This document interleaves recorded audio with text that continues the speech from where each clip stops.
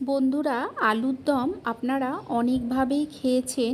তবে আজকে আমি আপনাদের যেইভাবে এই আলুর দম বানিয়ে দেখাবো, এই রেসিপিটা শুধু যে লুচি, পরোটা, রুটি দিয়ে খেতে ভালো লাগে এমনটা নয়। ফ্রাইড রাইস, পোলাও সব কিছুর সঙ্গেই কিন্তু আজকের এই আলুর দমটা খেতে ভীষণ ভালো লাগে। এই সাদা আলুর দমটা আমি কিভাবে বানাচ্ছি তাহলে চলুন দেরি না করে দেখে নেওয়া যাক। আজকের এই রেসিপিটা বানানোর জন্য আমাদের প্রথমেই যেটা দরকার সেটা হচ্ছে আলুগুলোকে ভালো করে ছুলে দু টুকরো করে কেটে জলের মধ্যে ভিজিয়ে রেখেছি যাতে আলুগুলো না কালো হয়ে যায়। এখন এখানে দেখুন আমি একটা প্রেসার কুকার নিয়েছি।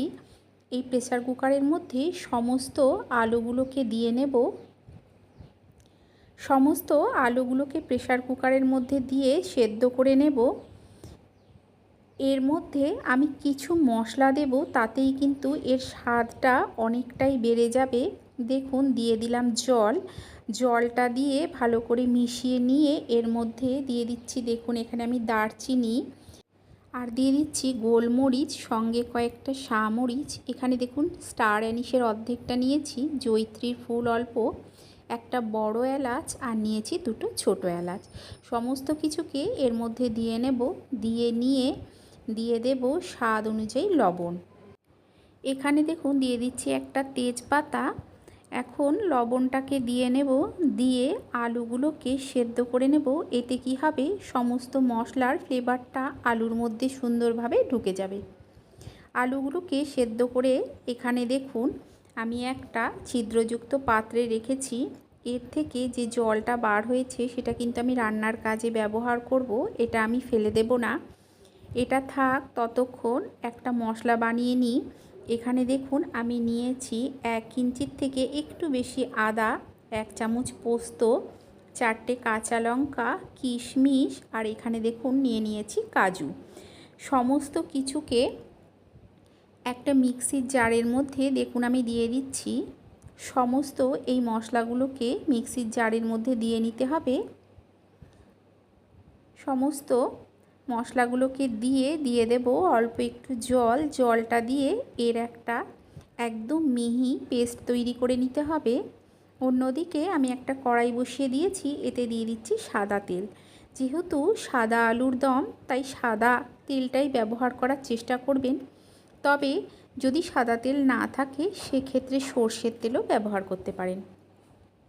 তেলটা গরম হয়ে গেলে আলুগুলো দিয়ে লবণ দিয়ে দিলাম, তবে হলুদের কিন্তু ব্যবহার করব না। লবণটাকে দিয়ে গ্যাসের ফ্লেমটাকে মিডিয়াম টু হাইতে করে আলুগুলোকে ভেজে নিতে হবে। যেহেতু আলুগুলো সেদ্ধ আছে, একদম লোতে করে ভাজার প্রয়োজন নেই। যতটা সম্ভব মিডিয়াম টু হাইতে করে আলুগুলোকে একটু লাল করে ভেজে নেওয়ার চেষ্টা করবেন। দেখুন উল্টে পাল্টে আমি আলুগুলোকে ভালো করে ভেজে নিচ্ছি। হলুদ দিলে খুব তাড়াতাড়ি রঙটা কিন্তু চলে আসে, যেহেতু হলুদ ছাড়াই রেসিপিটা। একটু সময় ধরে আলুগুলোকে ভাজবেন, দেখবেন হালকা একটা সোনালি রং চলে এসছে, সেই সময় আলুগুলোকে তুলে নিতে হবে। এখানে দেখুন আলুগুলো আমার ভাজা হয়ে গেছে। এখন সমস্ত আলুগুলোকেই আমি তুলে নেব। সমস্ত আলুগুলোকে তুলে নিয়ে ওই তেলের মধ্যেই আর অল্প সাদা তেল দিয়ে ফোড়নে দিয়ে দেব এখানে গোটা জিরে। ফোড়নটাকে কয়েক সেকেন্ড ভেজে নিয়ে যে পেস্টটা আমি তৈরি করে রেখেছিলাম দিয়ে দিলাম সেটা। মিক্সির বাটিটা ধুয়ে কিছুটা জল দিলাম আর দিয়ে দিচ্ছি দেখুন 1 চামচের মতো জিরে গুঁড়ো। আর কিন্তু বেশি মশলার প্রয়োজন নেই। এখন সমস্ত কিছুকে দেখুন খুব ভালো করে মিশিয়ে নিচ্ছি। তবে লক্ষ্য রাখবেন, যেহেতু কাজু বাদাম দেওয়া আছে, অল্প সময়ের মধ্যেই কিন্তু কড়াইয়ের তলায় ধরে যায়, তাই সমানে এটাকে নাড়তে হবে। দিয়ে দিলাম কয়েকটা গোটা কাঁচা লঙ্কা। কাঁচা লঙ্কাটাকে দিয়ে মিশিয়ে আরও কিছুক্ষণ কষিয়ে নেব, তবে গ্যাসের ফ্লেম কিন্তু একেবারেই হাইতে করবেন না। এখানে 2 চামচের মতো টক দই আমি ফেটিয়ে রেখেছিলাম, সেটাকে দিয়ে দিলাম। টক দইটা কিন্তু একেবারেই ঠান্ডা দেবেন না, ঠান্ডা দিলে কি হয় অনেক সময় এই দইটা কেটে যায়। টক দইটাকে নরমাল করে তারপরেই রান্নায় ব্যবহার করবেন। দেখুন টক দইটাকে দিয়ে মিশিয়ে আরও কিছুক্ষণ এটাকে কষিয়ে নেব। আপনারা যদি রেসিপিটা এতদূর দেখে থাকেন তাহলে অবশ্যই একটা লাইক করে দেবেন, কমেন্ট করে জানাবেন কেমন লাগলো, আর নিজেদের চেনা পরিচিত মানুষের মধ্যে শেয়ার করে দিয়ে তাদেরকেও দেখার সুযোগ করে দেবেন। চ্যানেলটাকে সাবস্ক্রাইব করে দিয়ে পাশে থাকা বেল আইকনটা প্রেস করে দেবেন। এতে কি হবে, আমি যখন কোনো নতুন ভিডিও আপলোড করব নোটিফিকেশন সবার আগে আপনার কাছে পৌঁছে যাবে।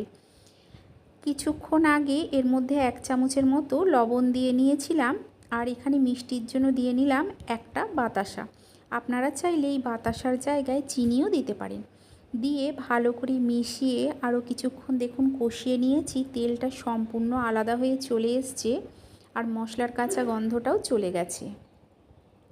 ঠিক এই রকমভাবে কষিয়ে নিতে হবে। এখন এতে দিয়ে দেব সমস্ত সেদ্ধ করে ভেজে রাখা আলুগুলোকে দিয়ে মশলার সঙ্গে ভালো করে মিশিয়ে নিতে হবে। মিশিয়ে আরও কিছুক্ষণ কষিয়ে নেব। এটা আপনারা যে কোনো পুজোর অনুষ্ঠানেও বানাতে পারেন, ভীষণ সুন্দর হয় খেতে, সম্পূর্ণ নিরামিষ। দেখুন আলুটাকেই মশলার সঙ্গে মিশিয়ে আরও কিছুক্ষণ কষিয়ে নিচ্ছি। আলুটা আর এই মশলাটা কষাতে কষাতে দেখবেন তেলটা সম্পূর্ণ আলাদা হয়ে চলে আসছে। সেই সময় এর মধ্যে দিয়ে দিতে হবে জল। এখানে দেখুন আলুটা খুব ভালো মতো আমি কষিয়ে নিয়েছি। এখন এর মধ্যে দিয়ে দেব জল। যেই জলটা আলু সেদ্ধ করে রেখেছিলাম আমি সেই জলটাই কিছুটা দিলাম। এতে কি হবে, মশলার ফ্লেভারটা এর মধ্যে খুব সুন্দরভাবে ঢুকে যাবে। ঢাকা দিয়ে এটাকে আমি অল্প কিছুক্ষণ হতে দিয়েছিলাম। কিছুক্ষণ পর ঢাকাটা তুলে নিচ্ছি। তুলে একবার ভালো করে মিশিয়ে নেব। ভীষণ সুন্দর হয় এই রেসিপিটা খেতে, একঘেয়ে আলুর দমের থেকে অনেকটাই আলাদা। সব শেষে এতে দিয়ে দেব ঘি আর অল্প একটু গোলমরিচ। তাহলেই তৈরি হয়ে যাবে এই রেসিপি।